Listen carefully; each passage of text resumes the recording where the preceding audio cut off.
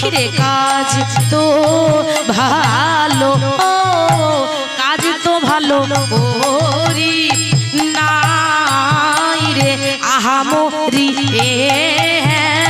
No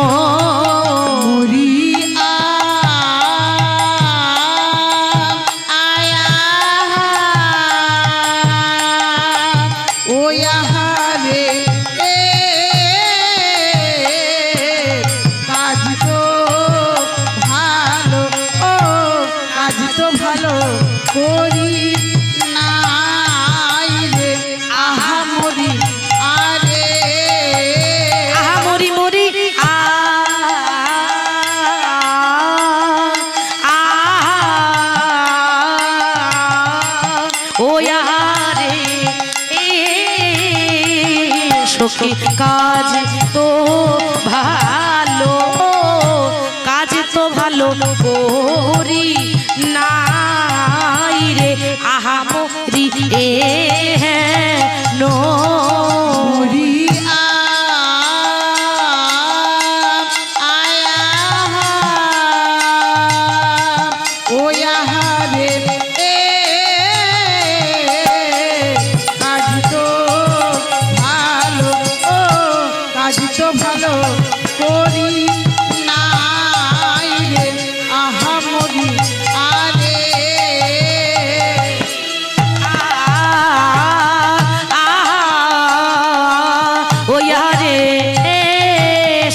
কাজ তো ভালো, কাজ তো ভালো করি নাই রে আহামরি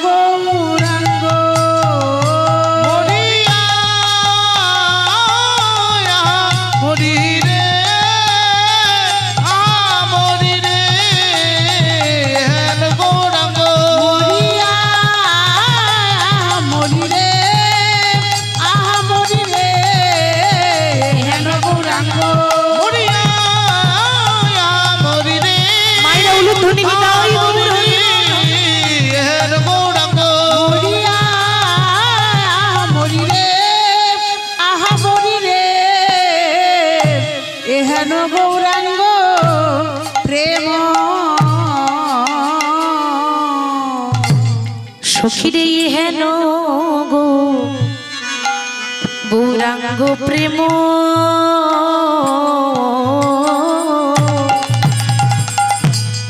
আর হেন গো গৌরাঙ্গ প্রেম, আমি কেন বা গো রিনু আহা রে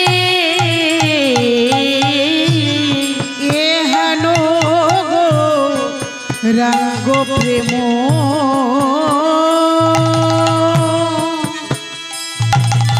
এহেন গো রাঙ্গ প্রেম, কেন বাগো রিলাম আহারে সখী ওই গোপত গো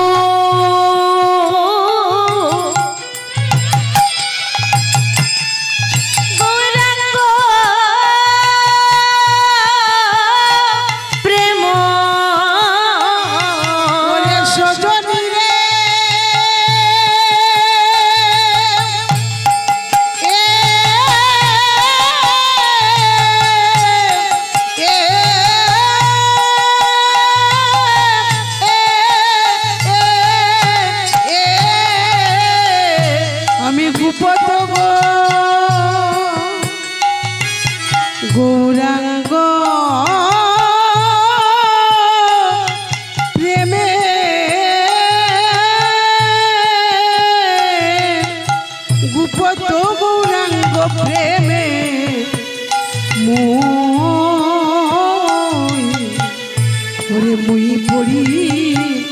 কেমন আহারে সই কাজ ভালো তো করি না, কাজ ভালো করি না, আজ ভালো তো করি না, আজ ভালো তো করি না, আমি গোড়ার সনে প্রেম করে কাজ ভালো করি না, আমি গোরার সনে প্রেম করে কাজ ভালো করি না, ওই গোরা রূপে নয়ন দিয়ে কাজ ভালো করি না, ওই গোরা রূপে নয়ন দিয়ে কাজ ভালো তো করি না, কি বলিব ও কাঞ্চনা কাজ ভালো তো করি না, কি বলিব ও কাঞ্চনা কাজ ভালো তো করি না, ওই গোরা রূপে নয়ন দিয়ে কাজ ভালো তো করি না, ওই গোরা রূপে নয়ন আমি ভালো তো করি না, ওই গোরা রূপে নয়ন দিয়ে ভালো তো করি না, গোরার সনে প্রেম করে কাজ ভালো তো করি না, গোরার সনে প্রেম করে কাজ ভালো করি না, গোরা রূপে নয়ন দিয়ে কাজ ভালো করি না, ধনিতে জ্বলন্তে গিয়ে কাজ ভালো করি না, ধনিতে জ্বলন্তে গিয়ে কাজ ভালো করি না, বলিব ও কাঞ্চনা কাজ ভালো করি না, কি বলিব ও কাঞ্চনা কাজ ভালো করি না, কি বলিব ও কাঞ্চনা কাজ ভালো করি না, বলি ও কাঞ্চনা কাজ ভালো করি না, কি বলিব ও কাঞ্চনা কাজ ভালো করি না, গোরা রূপে নয়ন দিয়ে কাজ ভালো করি না, গোরা রূপে নয়ন দিয়ে কাজ ভালো করি না, গোরার সনে প্রেম করে কাজ ভালো করি না, গোরার সনে প্রেম করে কাজ ভালো করি না, গোরার সনে প্রেম করে কাজ ভালো করি না, গোরার সনে প্রেম করে কাজ কাজ ভালো ভালো করি না, গোরার সনে প্রেম করে কাজ ভালো করি না, ভালো তো করি না সুখী মুই ভরি কেমন আহারে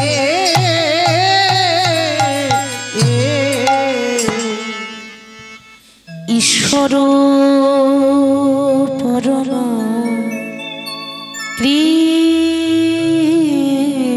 কৃষ্ণ ঈশ্বর পরম কৃষ্ণ সচ্চিদানন্দ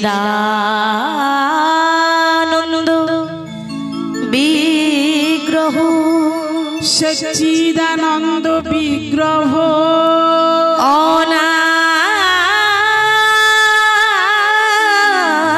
অনাদির আদি গোবিন্দ অনাদিরাদি গোবিন্দ সর্বকারণে সর্বকারণে কারণে কারণে সে তো সর্বকারণের কারণ সর্বকারণ সর্বকারণ কারণ হরে কৃষ্ণ। সমাগত সকল কৃষ্ণ অনুরাগিনী গৌর অনুরাগিনী আমার কৃষ্ণ ভক্তিমতী মায়েরা এবং আগত বহিরাগত সকল সাধুগুরু বৈষ্ণবের চরণে জানাই বাবা এই কীর্তন জগতের সর্বকনিষ্ঠা কীর্তনিয়া জ্ঞানহীন ভক্তিহীন কৃষ্ণ প্রেম মাধুর্যহীন এই অধমাধীন কীর্তনিয়া ভক্ত রজপ্রিয়াসী বীরভূম জেলা থেকে আগত অতি ক্ষুদ্র শিল্পী সোমা দাস এবং আমার এই ছোট্ট সম্প্রদায় সকল ভক্তের চরণে জানাই আমি আমার কোটি কোটি দণ্ডবত। বিশেষ করে প্রণাম জানাই তাদের চরণে যাদের ঐকান্তিক প্রচেষ্টায় যাদের অক্লান্ত পরিশ্রমে আজ এই মহতী হরিবাসরটি সাফল্য মণ্ডিত হয়েছে তাদের চরণে জানাই কোটি কোটি প্রণাম। যারা এই দাতা যারা সুন্দরভাবে দান করছেন তাদের চরণে জানাই প্রণাম। একটা কথা মনে রাখবেন মা, যিনি মন্দিরে পূজারী বাবা যিনি পুজো করেন আমরা তো তাকে ব্রাহ্মণ বলি পূজারী বলি, তো পূজারী পুজো করেন পুজো করে তার তো মঙ্গল হয়, মন্দিরে পূজা করে পূজারীর তো মঙ্গল হবে, কিন্তু তার থেকে বেশি মঙ্গল কার হয় বলুন তো? যিনি একটু একটু করে তিলে তিলে পূজার আয়োজন করেন, যিনি জোগাড় করছেন, তার মঙ্গল বেশি হয়। ঠিক সেরকম আমরা বলছি, আর আমাদের কতটুকু মঙ্গল হবে? যাদের অক্লান্ত পরিশ্রমে নাম যজ্ঞের আয়োজন হয়েছে তাদের মঙ্গল হবে। সবার গোবিন্দ ভালো করুক, গোটা গ্রামবাসীর মঙ্গল হোক। এত সুন্দর একটা হরিবাসরটি যে সাফল্যমণ্ডিত হয়েছে, তার জন্য সকল ভক্তের চরণ ধুলো নিয়ে আমরা আস্বাদন করব বৃন্দাবনে লীলা শ্রীমতী রাধারানীর সতীত্ব পরীক্ষা। মানে রাধারানী কত বড় সতী সেটা গোবিন্দ পরীক্ষা নিয়েছিলেন, প্রমাণ করেছিলেন। আপনারা সকলেই জানেন যে আমাদের রায়ধনী গোবিন্দকে ভালোবাসতেন বলে, রাধারানী কৃষ্ণকে ভালোবাসতেন বলে সবাই রাধারানীকে কি বলতো বাবা? কৃষ্ণ কলঙ্কিনী, ঠিক তো? আচ্ছা মা, কোন ভক্তের আঁচলে যদি দাগ লেগে যায়, ভগবান কি সেটা সইতে পারে? ভগবান সেটা সইতে পারে না। ভক্তের অঙ্গে যদি এতটুকু আঘাত লাগে, ব্যথাটা কিন্তু ভগবানের হয়, যন্ত্রণাটা ভগবানের হয়। ভগবান বললেন, আমার হতে আমার নাম বড়, আর আমার নামের হতে আমার ভক্তই বড়। ভক্ত আমার মাতা পিতা, ভক্তই আমার গুরু। ওমা ভক্ত রেখেছে নাম বাঞ্ছা কল্পতরু। ভক্তের ভগবান তিনি, যার প্রমাণ এই যে চৈত্র মাসে যখন রামনবমী হবে, রামনবমী মানে রামের জন্মদিন, ঠিক তো? রামনবমী মানে রামের জন্মদিন, কিন্তু সেদিন রামের পুজো হয় না, সেদিন পুজো হয় বজরংবলী, হনুমান। হনুমানের নামে পতাকা উড়ানো হয়। কেন বলুন তো? তার কারণ একবার আমাদের মা জানকী মানে মা সীতা আয়নার সামনে বসে বসে বড় যত্ন করে সিঁদুর পড়ছে। আর মা জানকী যখন আয়নার সামনে বসে খুব যত্ন করে সিঁদুর পড়ছে বাবা, তখন হনুমান গিয়ে প্রশ্ন করছে, মা ও মা, আমি প্রত্যেক দিন দেখি তুমি এই আয়নার সামনে বসে বসে সিঁদুর পড়ো, আমি কোনোদিনও বলার সুযোগ পাইনি, আজ আমি সুযোগ পেয়েছি। তা আমার প্রশ্ন হলো, তুমি যে সিঁদুর পড়ো, তো সিঁদুর পড়ো কেন? সিঁদুর পড়লে কি হয়? প্রত্যেকটা বিবাহিত নারীদের দেখি সিঁদুর পড়ে, কেন পড়ে?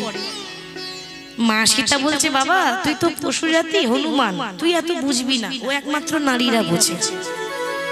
ও মা দেখো না, বড় আশা করে এসেছি, একবার বলে দাও। তাহলে শুনতে চাস? তবে শোন, ওরে সিঁদুর পড়লে স্বামীর মঙ্গল হয়, স্বামীর কল্যাণ হয়, স্বামীর পরমায়ু বাড়ে, ঠিক তো মা? এই জন্য প্রত্যেক দিন পড়তে হয়। হনুমান মনে মনে ভাবছে, হনুমানের মন কিন্তু বড় সরল, আর তাকে পেতে গেলে আগে সরল মনের মন হতে হবে, সরল মনের মানুষ হতে হবে। তো হনুমান মনে মনে চিন্তা করলো, মাগো এইটুকু সিঁদুরে যদি এত কাজ থাকে, মা সীতার ঘরে যত সিঁদুর ছিল সব নিয়ে এসে একেবারে পা থেকে মাথা পর্যন্ত মেখে লাল হয়ে গেছে, সর্বাঙ্গে গোটা গায়ে মেখেছে। কেন? ওই যে মা বললে স্বামীর মঙ্গল হবে, তো এইটুকুতে যদি এত মঙ্গল হয়, তাহলে গোটা গায়ে মাখলে কত মঙ্গল হবে। ওই জন্য গোটা গায়ে মেখে হনুমান সিঁদুর মেখে বসে আছে। আহা, আর তার এই ভাব দর্শন করে মা সীতা এত খুশি হয়েছে। মা সীতার গলায় ছিল একটা দামি মুক্তার মালা, থাকতে না পেরে ছুটে গিয়ে নিজের মালাটা খুলে দিয়ে হনুমানের গলায় জড়িয়ে দিল। হনুমান, আজ থেকে এই মুক্তার মালাটা আমি তোমায় দিলাম উপহার স্বরূপ, আজ থেকে তুমি পরে থাকবে, তোমাকে দেখতে খুব সুন্দর লাগছে। এবার যেই না পরিয়ে দিল, কি গো মা, বানরের গলায় মুক্তার মালা বাবা শোভা পায়? কথাতে আছে না যে বানরে সপিলে মতি, আবার তার নাই মতিতে মতি, সে তখন অনায়াসে কাটে দন্তে। তো যেই না পরিয়ে দিয়েছে, সে কি করলো? হনুমান মুক্তার মালাটা নিয়ে দাঁত এক একটা মুক্তা দাঁতে করে কাটছে আর চিবিয়ে চিবিয়ে ফেলছে, দাঁতে করে কাটছে আর চিবিয়ে চিবিয়ে ফেলছে। লক্ষণ বলছে, মা দেখলে তো, মালাটা যদি তুমি আমাকে দিতে আমি বরং যত্ন করে রেখে দিতাম, আর পড়ালেখাকে একটা বানরের গলায় মুক্তার মালা। আর যেই না লক্ষণ এমন কথা বলেছে, তখন হনুমান বলছে, লক্ষণ তুমি আমার বাইরেরটাই দেখলে গো, তুমি আমার ভেতরটা দেখলে না। এই জগতে প্রত্যেকটা মানুষ যখন বিচার করে তখন ভালো মন্দ বিচার বাইরেরটা দেখে করে। কজন আছে যে ভক্তের হৃদয়টা দেখে, ভক্তের অন্তরটা দেখে। তুমি আমায় চিনলে না, আমি একটা সামান্য বানর মনে করে তুমি আমায় অবহেলা করছো। লক্ষণ বলছে, দেখো যত বড় মুখ নয় তত বড় কথা। জীবনে দামি মালা পড়েছো, কি জানবে মুক্তার দাম কত? এটা অহংকারের কথা হলো না মা? কি বলছে, জীবনে মুক্তার মালা পড়েছো, কি জানবে তুমি দাম কত? হনুমান বলছে, লক্ষণ তুমি ঠিক বলেছো, জীবনের মুক্তার মালা পড়িনি তো, তাই দাম জানি না। কিন্তু কি জানো তো, এই মালাটা তোমার কাছে লাখ টাকার দাম হতে পারে, আমার কাছে 1 টাকারও দাম নয়। কেন? কেন জানো?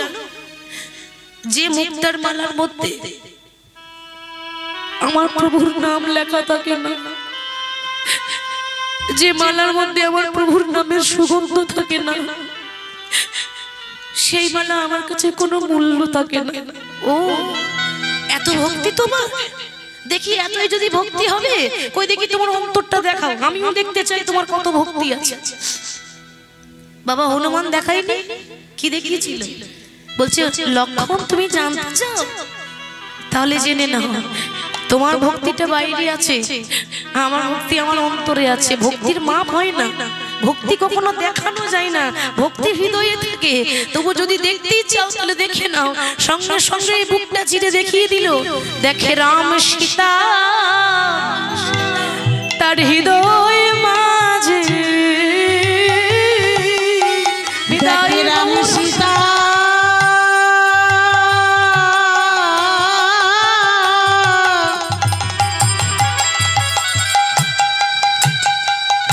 তার হৃদয়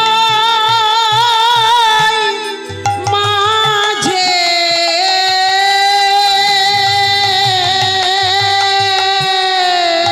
তারা যুগলে হয়ে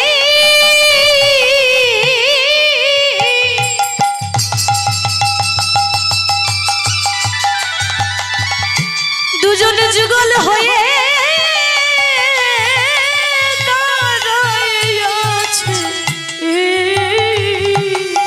দেখো রাম সীতা তার হৃদয় মাঝে,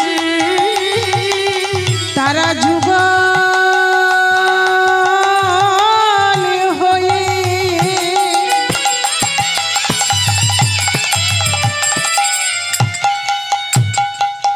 কেমন দাঁড়ায় আছে রাম সীতা হৃদয় মাঝে। এটা দেখে রাম খুশি হয়ে বলছে, হনুমান তুমি দেখিয়ে দিলে যে তুমি কত বড় ভক্ত, প্রমাণ করে দিলে আজকে। আজকে যে আমি তোমায় বর দিলাম, আজ হতে এই পৃথিবীর মাটিতে যেদিন রাম নবমী হবে, মানে আমার জন্মদিন হবে, তো জন্মদিন আমার হবে কিন্তু পুজো হবে তোমার। এই যে সিঁদুর মেখেছো, সে রাম নবমীর দিনে সিঁদুর মাখা লাল হনুমানের মূর্তি পূজা হয়, বজরংবলীর পুজো হয় এবং হনুমানের নামে পতাকা ওড়ানো। সেই দিন থেকে রাম নবমীর দিনই হনুমানের পুজো হয়। মানে এখানে প্রমাণ পাওয়া গেল যে ভগবান ভক্তকে নিজের মাথায় করে রাখে, এটাই তো তার প্রমাণ। তাই ব্রজের বাগা কৃষ্ণ নদিয়ায় গৌর হয়েছে। যে কোনো লীলার নিয়ম আগে তো একটু গৌর চন্দ্রিকা গাইতে হয়, তাই না বাবা? একটু গৌরের কথা বলতেই হয়, তা নইলে অপরাধ হবে। আপনারা কীর্তন প্রেমী মানুষ, আপনারা তো নিশ্চয়ই জানেন যে নিতাই বিনে ভাই গৌর নাহি পায়, গৌর বিনে ভাই রাধা কৃষ্ণ নাহি পায়। তো গৌর হরি যখন এলেন ব্রজের কৃষ্ণ, বলছে আকাশের শোভা চন্দ্র যেমন, রাতের শোভা তারা। আকাশের শোভা চন্দ্র যেমন, রাতের শোভা তারা, আর ব্রজের শোভা কৃষ্ণ চন্দ্র, নদিয়ার শোভা গোরা। ব্রাহ্মণের পৈতে শোভা, এক একজনের তো এক একটা শোভা আছে। ব্রাহ্মণের গলায় পৈতে শোভা, যোগীর শোভা হলো মাথার জটা। বৈষ্ণবের তিলক শোভা, নারীর শোভা হলো সিন্দুরের ফোঁটা। সরোবরে পদ্ম শোভা, পদ্মের শোভা অলি, আর হরিবাসরের শোভা হলো আমার গৌর ভক্ত মণ্ডলী। তাই গৌর হরি হরি, তাই গৌর হরি নামে প্রেমে মাতোয়ারা। কেমন ভাবে? তোরা দেখবি যদি এই সোনার নদী,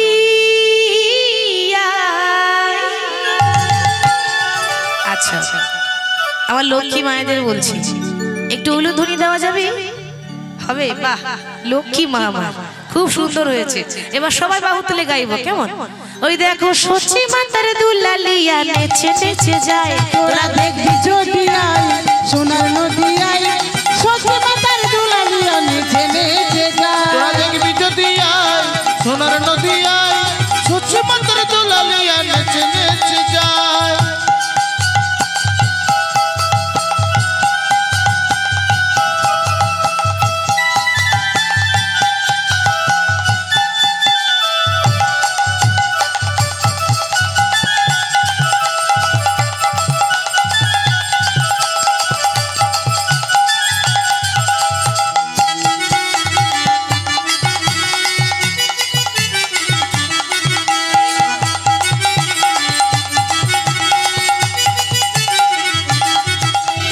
সচি মাতার দুলালিয়া নদী আর শ্রী গোরা,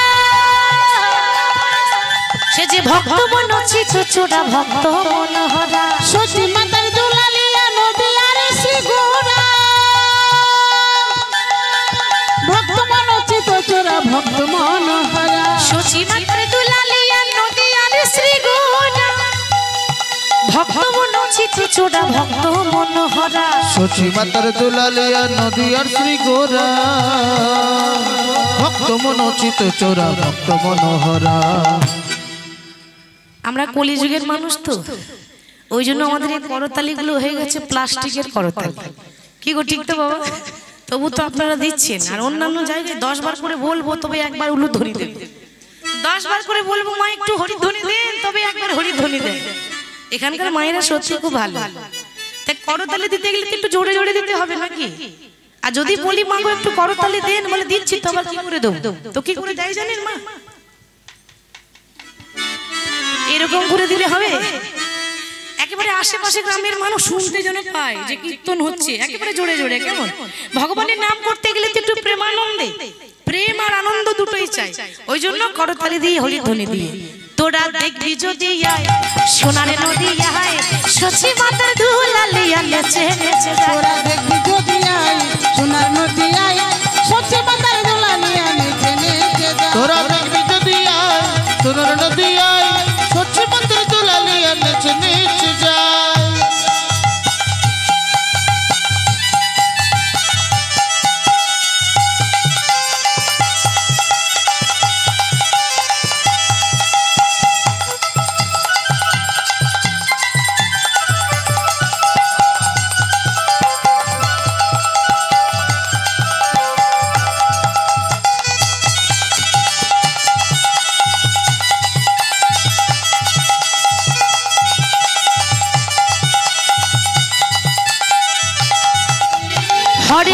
হরে কৃষ্ণ কৃষ্ণ কৃষ্ণ হরে হরে, হরে রাম রাম রাম হরে হরে। হরে কৃষ্ণ কৃষ্ণ কৃষ্ণ হরে হরে, হরে রাম রাম রাম হরে হরে। হরে কৃষ্ণ কৃষ্ণ কৃষ্ণ হরে হরে, হরে রাম রাম রাম হরে হরে। হরে কৃষ্ণ কৃষ্ণ কৃষ্ণ হরে হরে, হরে রাম রাম রাম হরে হরে। তোরা দেখবি যদি দেখবি যদি সোনার নদী আয়, সচি মায়ের দুলালিয়া নেচে নেচে যায়। তোরা দেখবি যদি সোনার নদী আয়, সচি মাতার দুলালিয়া নেচে নেচে যায়। তোরা দেখবি যদি সোনার নদী আয়, সচি মাতার দুলালিয়া নেচে নেচে যায়। তোরা দেখবি যদি সোনার নদী আয়, সচি মাতার দুলালিয়া নেচে নেচে যায়। গৌর হরি যখন হরি নাম করছে, তো নাম গাইতে গৌর হরি এমন ভাব যে ধুলাই গড়াগড়ি দিয়ে নাম গাইছে। নাম গাইতে গাইতে কখনো ধুলোতে গড়াগড়ি দিচ্ছে। এই যে আপনারা বসে আছেন না মা, এই যে কীর্তন শুনতে এসেছেন ভগবানের নাম, তো এই জায়গাটা কিন্তু সামান্য জায়গা ভাববেন না। এই সোতার আসন খুব দাম আছে, অনেক মূল্য আছে। কেন? এই আসনে বসেছিল কে? রাজা পরীক্ষিত। ঠিক তো বাবা? এই আসনে বসেছিল রাজা পরীক্ষিত।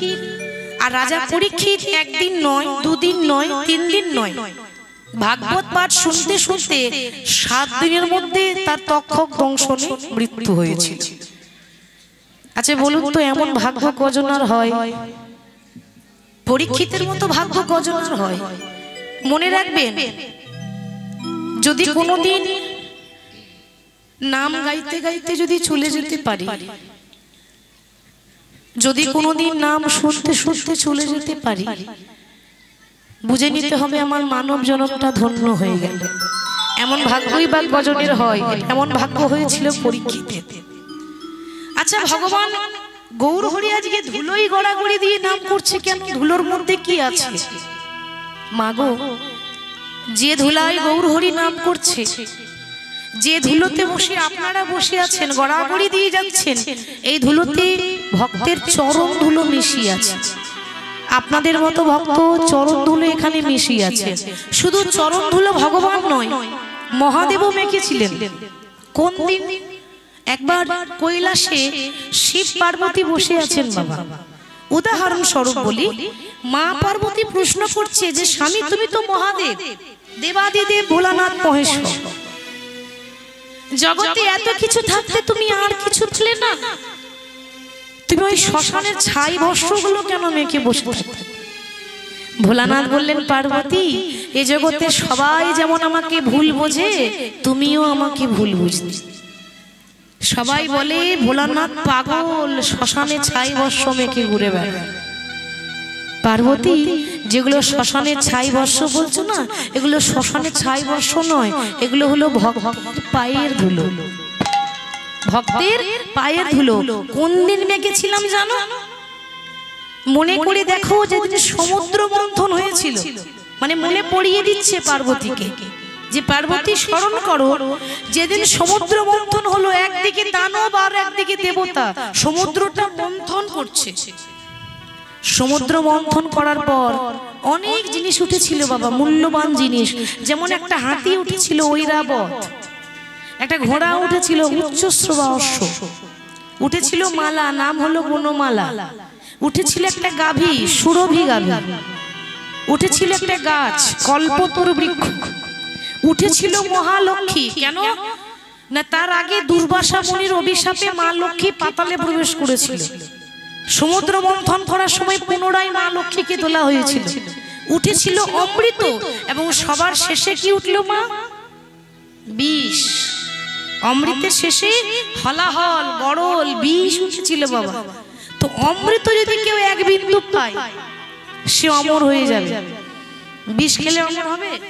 সবাই বাঁচতে চাই, মরতে কেউ চাই না, ঠিক তো? যদি বলা হয় আর 2 দিন পর মরে যাবে, অত তাড়াতাড়ি মরে গেলে হবে নাকি? এখন নাতি নাতনির মুখ দেখলাম না, আর অত তাড়াতাড়ি মরে যাব? তো অমর হওয়ার ইচ্ছা সবার থাকে, কিন্তু মরার ইচ্ছা কারো থাকে না। তাহলে অমৃতটা নিয়ে দেবতারা চলে গেল। ভগবান বিষ্ণু মোহিনী রূপে অমৃত ভাগ করেছিল, কিন্তু অমৃত নিয়ে গেল ইন্দ্র, কিন্তু বিষটা গড়ল, বিষের ভাণ্ড পড়ে রইল বাবা। এতটুকু বিষ নয়, 1 ভাণ্ড বিষ। ভোলানাথ বলছে, পার্বতী, ওই বিষের ভাণ্ডটা যখন সমুদ্রের তীরে পড়েই রইল, বিষ কেউ নিয়ে যাচ্ছে না, বিষ কে খাবে? হঠাৎ আমার গুরুদেব আমাকে আদেশ করলেন। গুরুদেব মানে শিবের গুরুকে, শিবকে সবাই বাবা বলি। ও মা, বাবারও তো বাবা আছে, বাবারও বাবা থাকে, ঠিক তো? শিব যদি আমাদের বাবা হয়, তাহলে শিবের বাবাকে, শিবের গুরু হচ্ছে রাম, আর যেই রাম সেই কৃষ্ণ, আলাদা তো কেউ নয়। তো বলছে, পার্বতী, আমার গুরুদেব নারায়ণ আমাকে আদেশ করলো যে ভোলানাথ, এই সমুদ্র মন্থনের বিষ কেউ যদি পান করে বেঁচে থাকতে পারে, একমাত্র তুমি ছাড়া আর কেউ পারবে না। অমনি আমার গুরুদেবের কথা মতো যেই না আমি বিষটা পান করতে গেলাম, হঠাৎ আমার মনে পড়ে গেল কি জানো? আমি যখন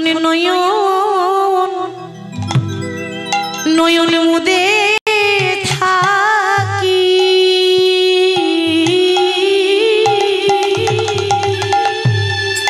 আমার অন্তরে গো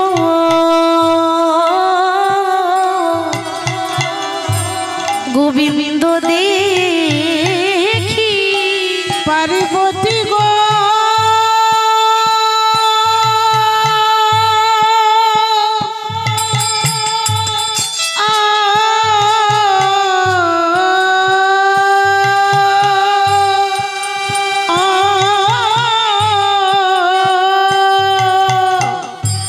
আমি যখনই নয়ন মুদে থাকি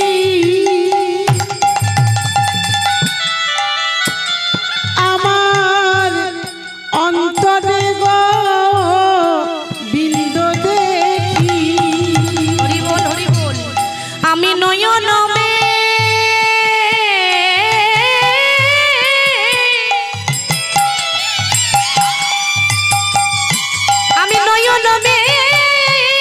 লিয়া দেখি শ্যামে গো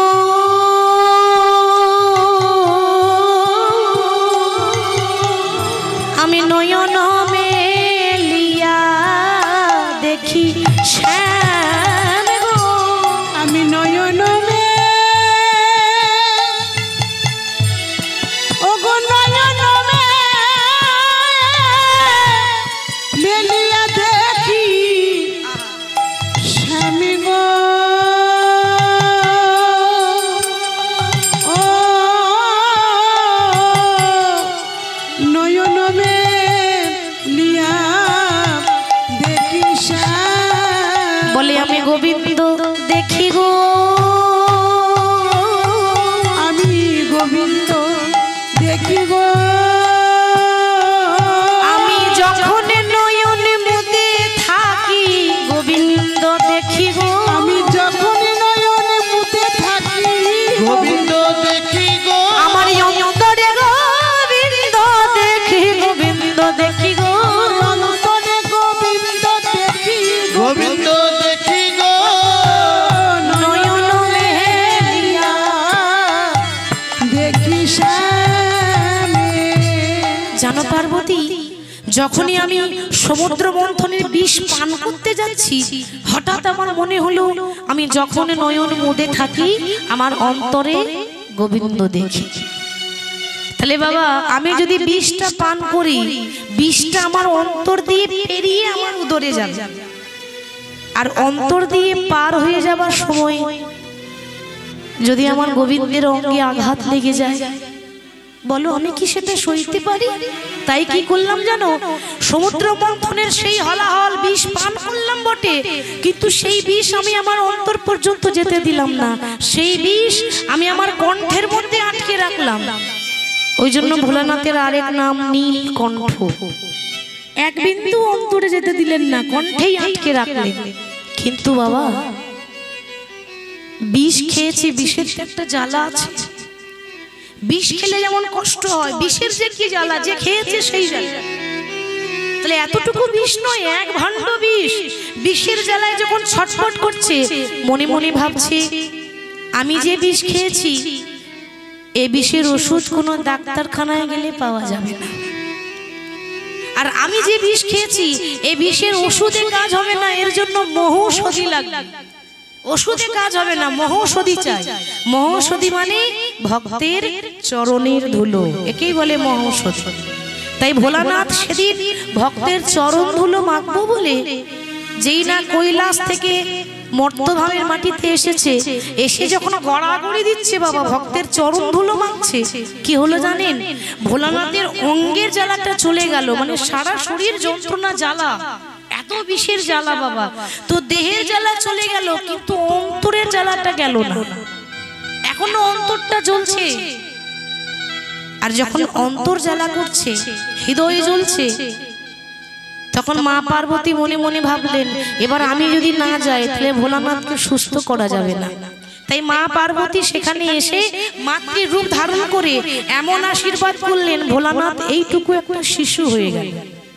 মায়েরা এই জগতে মা যেমন নিজের ছেলেকে কোলে করে নেয় আদর করে, সেরকম মা পার্বতী মানে দেবী দুর্গা নিজের স্বামীকে কোলে করে নিয়েছিলেন, সন্তানের মতো করে কোলে করে নিয়ে মনে মনে চিন্তা করছে যে আমার স্বামী যে বিষ খেয়েছে একমাত্র অমৃতই পারে বিষ কাটাতে, কিন্তু অমৃত তো আমার কাছে নেই, অমৃত তো ইন্দ্রের কাছে আছে। তাহলে কি আমার স্বামী ভালো হবে না? কেন হবে না? আজ থেকে আমি আমার স্বামীকে সুস্থ করে তুলব। কি করলেন? ভোলানাথকে কোলে করে নিয়ে মা পার্বতী নিজের বাম দিকে স্তনদুগ্ধ পান করিয়েছিলেন, যার সাক্ষাৎ প্রমাণ পাওয়া যায় আমাদের বীরভূম জেলার তারাপীঠ ধামে। তারাপীঠে দেশ বিদেশ থেকে ভক্তরা যায়, এমন কোনো ভক্ত নেই যে একবার তারাপীঠ যাবে না। সেখানে তারা মাকে দেখতে পায়, কিন্তু এই রূপটা সবাই দেখতে পাবে না। কেন? কোন কোন ভাগ্যজন, কোন কোন ভাগ্যবতী দেখিবারে পায়, কিন্তু ক্যালেন্ডার আছে, মূর্তি আছে যে মা পার্বতী স্বামীকে কোলে করে নিয়ে স্তনদুগ্ধ পান করালেন আর আশীর্বাদ করলেন পৃথিবীতে যত নারী আছে প্রত্যেকটা নারীর বাম দিকে স্তনদুগ্ধ হবে অমৃতের সমান। তাহলে মাগো, আজকে জানলাম যে ভোলানাথ যে অঙ্গে ছাই ভস্য মেখে থাকে, সবাই যেটা বলে ওটা ছাই ভস্য নয়, ওটা আসলে কি ভক্তের চরণের ধুলো, ভক্তের চরণ ধুলো মেখে থাকে। তিনি তো পরম বৈষ্ণব, এ জগতে শ্রেষ্ঠ বৈষ্ণব হচ্ছে শিব ঠাকুর। সে বৈষ্ণব হয়ে গড়াগড়ি দিচ্ছে, সেরকম আজকে গৌর হরিও ধুলাই গড়াগড়ি দিয়ে নাম গাইছে। হরি বল। তাই সেই গৌর হরিকে দেখে এক নাগরী আর এক নাগরীকে বলছে, সখী রে, কহ সখী কিবা করি আমার জীবন পাই, জীবন বাসুদেব ঘোষে কহে বুঝি প্রাণ যায়, বাসুদেব ঘোষে কহে বুঝি প্রাণ যায়। হরি বল, হরি বল। আসুন আমরা এবার বিষয়ে যাব, মানে লীলায় যাব। রাধারানীর সতীত্ব পরীক্ষা। তো বৃন্দাবন যেতে গেলে কার নাম গাইতে হয় বাবা? রাধে রাধে। আচ্ছা, আমার সঙ্গে কে কে বৃন্দাবন যাবেন একটু হাত তুলে দেখান দেখি। বাবা রাগ করেছেন নাকি আপনারা? বাবারা হাত তুলছে না কেন? সবাই যাবেন তো? বেশ, তাহলে একটু রাধা নামের জয়ধ্বনি করে দিই। বলি রাধা রানী কি জয়, বৃন্দাবন ধাম কি জয়, বাঁকে বিহারী লাল কি জয়, সকল ভক্ত বৃন্দ কি জয়। চলুন একটু রাধা নাম গাইতে গাইতে যাই, আমার সঙ্গে সবাই গাইবে। রাধা রাধা রাধা রাধা রাধা রাধা রাধা বলো ওরে মন, যদি যাবি, যদি যাবি, যদি যাবি মধুর বৃন্দাবন। ও রাধা রাধা রাধা রাধা রাধা রাধা রাধা বলো ওরে মন, যদি যাবি মধুর বৃন্দাবন। রাধা রাধা রাধা রাধা বলো ওরে মন, যদি যাবি মধুর বৃন্দাবন।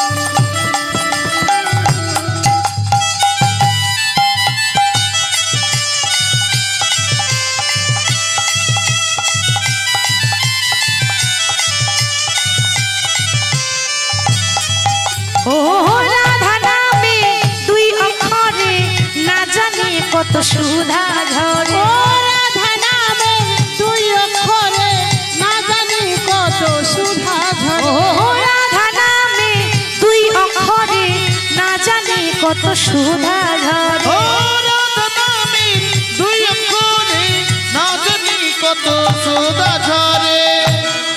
ও রাধা রাধা রাধা রাধা রাধা রাধা রাধা বলি ওরে মন, যদি যাবি মধুর বৃন্দাবন। ও রাধা